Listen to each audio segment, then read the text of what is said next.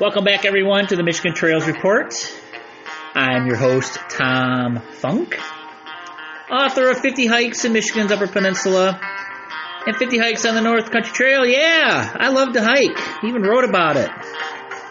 Took a lot of pictures, too. But one thing that allows me to find my way across the landscape is my navigation skills. And I thought today we could chat about the history of navigation. First, I'd like to thank the sponsor of this podcast, Nortive 8, makers of reasonably priced hiking footwear. They'll get you out on the trails comfortably and affordably. Check them out at nortive8.com. And as always, I'd like to thank my friend Adam Main. He is a musician in Kalamazoo, Michigan. He provides the bumper music for my podcasts. Thanks, Adam. I'm sure he's navigated himself between point A and point B at some time in his life. So we're going to embark on a journey through time as we explore the history of navigation and navigational tools. From ancient mariners to modern adventurers like ourselves, the tools and techniques used to navigate our world, a lot of them have stayed the same for thousands of years, and others have, they've evolved tremendously. So this is just kind of an overview, a summary, if you will, of the origins, advancements, and significance of these tools. So let's set sail on this historical journey.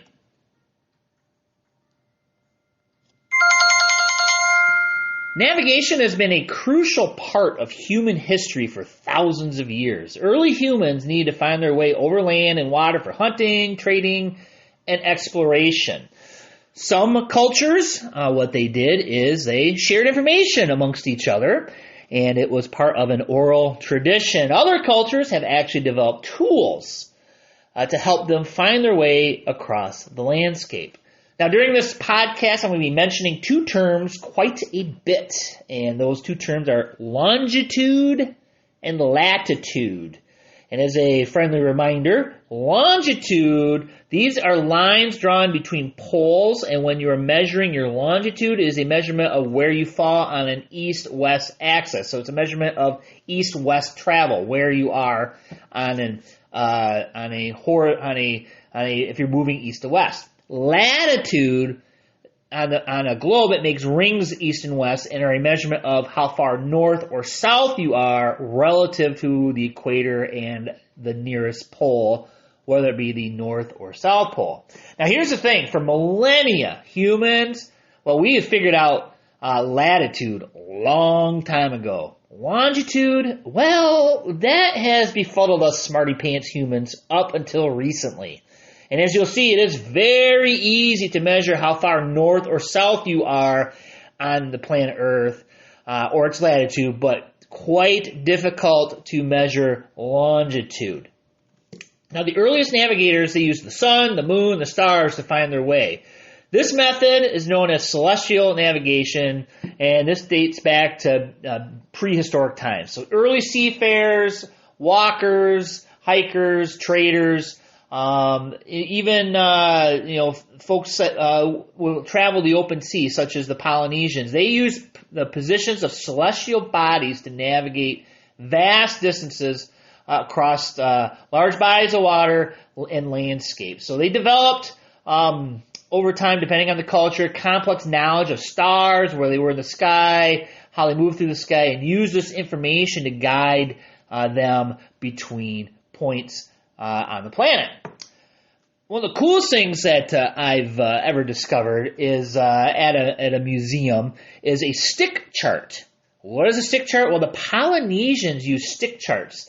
What they did is they took sticks, and they were made from, basically anything they could find that was wood, even like fronds and shells, and they created what looks like a little web of sticks, which represented currents, wave patterns, and even islands. And these charts, they're not like modern maps on paper. These are actual sticks lashed together. and they would take them with them on their trips. The lengths of sticks meant different things, the thicknesses of the sticks, and they would carry these with them. And it was part memorization and part using these stick maps that would help them find their way across vast distances of the Pacific Ocean. Another early navigational tool that helped you determine your latitude was called the Kamal, and this was used by Arabian sailors. So this is a simple yet effective device for measuring the altitude of celestial bodies, which translated into latitude.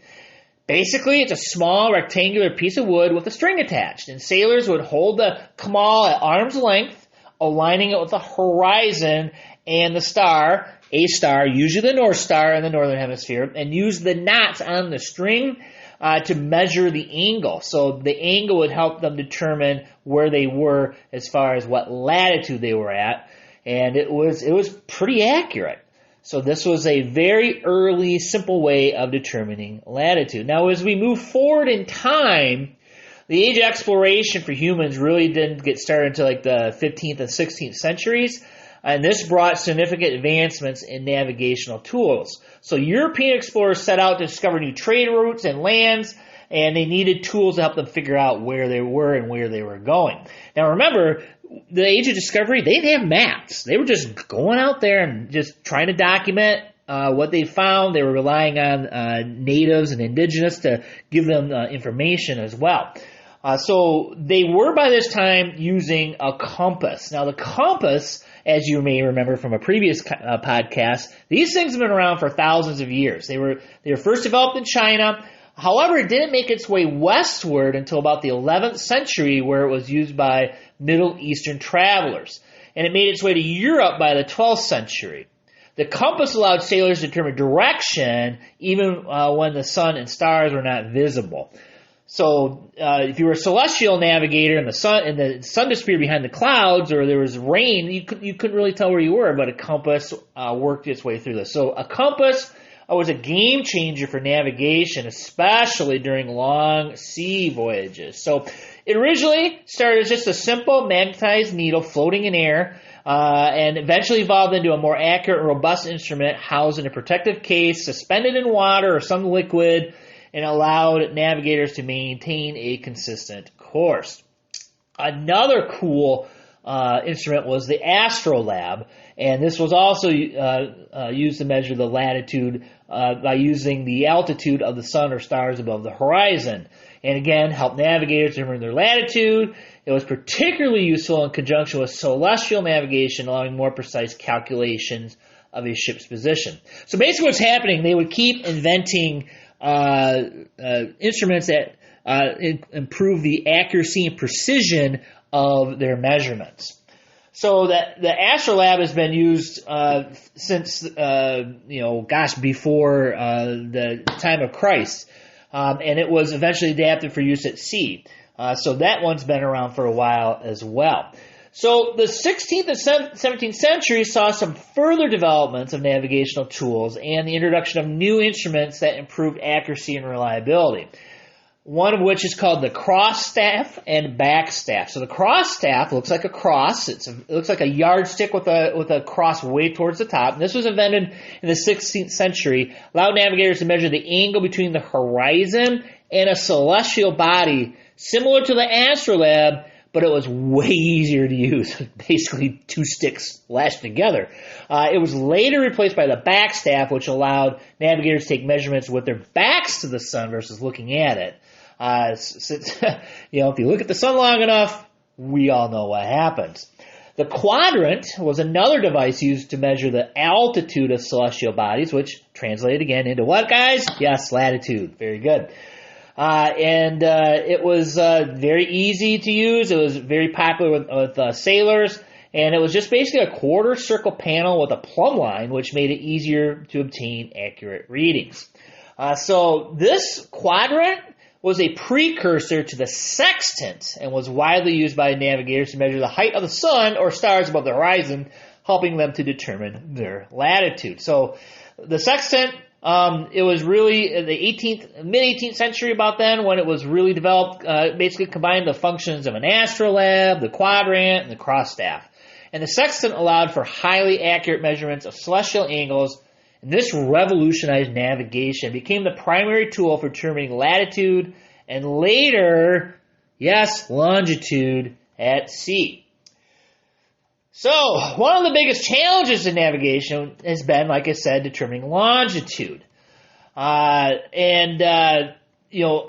latitude, which can be calculated based on the sun and stars, longitude required accurate timekeeping. That was the key. This came about through the Longitude Act of 1714. This was in Great Britain.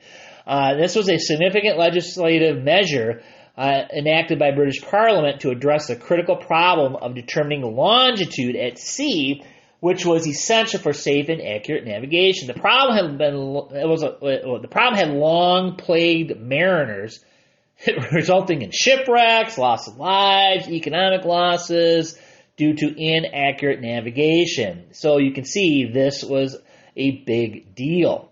The act offered a substantial monetary reward to anyone who could devise a practical and reliable method for determining a ship's latitude, or longitude, I should say. Now, I'm probably going to do another podcast just on the Longitude Act, because it's amazing what people came up with. Amazes me what people will do when they're motivated by a nice cash reward, too. So anyways, prior to the act, various methods of finding longitude had been proposed, but none were sufficiently accurate or practical for use at sea. The main difficulty lay in synchronizing a timekeeping device accurately over long periods and under the harsh conditions of sea travel, and this issue had persisted for centuries and was a major obstacle in marine navigation. So, the Longitude Act established a panel known as the Board of Longitude, comprising members of the Royal Society, scholars, naval officers, and the like. The board was responsible for evaluating proposed solutions and awarding prizes. The act promised a reward of, get this, £20,000. That was a lot of money back in the day for a method that could determine longitude within 30 nautical miles after a voyage to the West Indies. So the accuracy, not all that great, but 30 nautical miles back in the day, that was close enough. For a lot of us that couldn't figure out longitude. And there were smaller prizes available for methods that showed promising but less precise results. So the Longitude Act incentivized many inventors and scientists to tackle this problem. Among the most notable was John Harrison, a self-taught clockmaker. Harrison's work on marine chronometers, particularly his fourth timepiece called the H4, eventually solved the longitude problem with unprecedented accuracy. Despite his significant achievements, Harrison faced numerous challenges in securing the full prize money, partly due to skepticism and administrative hurdles from the Board of Longitude. Probably because he wasn't a paying scientific member of the Royal Society, is my guess. So his success marked a significant milestone in navigation. His marine chronometers provided a reliable method to determine longitude by comparing the local time, determined by the sun's position, to the time at a fixed location, which was Greenwich. This method was both practical and accurate. So basically, you know when solar noon is in Greenwich, and you had a watch that kept track of time in Greenwich, and then you measured solar noon where you were, and the difference in time, you were able to figure out how far east or west you were from that fixed location of Greenwich. That is how they figured out longitude. The act spurred further innovations and developments in both timekeeping and astronomical observations, contributing to advancements in various scientific fields, not just navigation. So this was also one of those instances where government support for scientific research and innovation really paid off. So this act of 1714 it really changed navigation, commerce, and maritime safety. It demonstrated the effectiveness of offering financial incentives to solve problems, and we still do this today. So these became a standard tool for navigation. It helped with long-distance sea travel, and definitely helped with the expansion of global trade and exploration. So John Harrison is remembered as one of the key figures who solved the longitude problem, fundamentally transforming navigation and maritime history. So his marine chronometer was very accurate, and it could keep precise time at sea. And again, allows sailors to determine their east-west position pretty accurately. So that's pretty cool that this methodology came out and is being used. Now let's move forward to the 19th and 20th century. This brings further refinements to navigational tools and introduction of new technologies that continue to improve the accuracy and ease of use. So one cool thing that came about is the echo sounder or sonar. This was developed in the 20th century, and this helped measure distances and depth based on sound waves, helping avoid underwater hazards. So this is more for the shipping and for submarines. So radio navigation with radio signals. We were able to use radio waves to figure out direction, and also they were used in World War II. So these systems use radio signals to determine a ship's position, further enhancing navigational accuracy. And then we start getting into the late 20th century. And by the way, it wasn't until the early 20th century that the liquid fill compass, which was invented in the 16th century, it took 400 years before it became mainstream. That was in the early 20th century. So that's an important note. But probably the biggest change in modern navigation, of course, is the Global Positioning System, or GPS. We're pretty familiar with it, but hey, I'm old enough to remember when we weren't allowed to use GPS systems. We couldn't get our hands on them, but now it seems like everybody has them. They're in our cell phones now, for crying out loud. These really came along in the 1970s, became pretty widespread in the 1990s, and by 2000 it was pretty much everywhere. As we know, they use a network of satellites to provide accurate location through triangulation. To get an accurate location, you need to have your GPS communicating with 3 different satellites. So determine position and altitude. At least 3 satellites. Now, a lot of times, if you look on this, your GPS unit, it'll tell you maybe it's talking 7 or 8 satellites. But back in the day, we would cheer when 3 satellites would link up to our GPS. So GPS has made precise navigation accessible to pretty much anyone with a receiver, and this has changed how we travel and explore, obviously. So some other ways of using satellites, modern ships, they use now, what's it called? It's called Electronic Chart Display and Information System, which is ECDIS. And it's just an advanced navigation system that integrates GPS, electronic charts, and other navigational tools into a single interface. Augmented reality and future technologies are coming along as well. So we are looking to further enhance navigation through, our various,